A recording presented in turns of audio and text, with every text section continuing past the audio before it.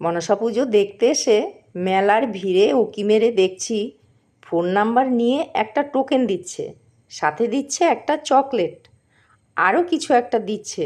চলুন আপনাদের দেখাই আরও কি দিচ্ছে। দিচ্ছে আইসক্রিম।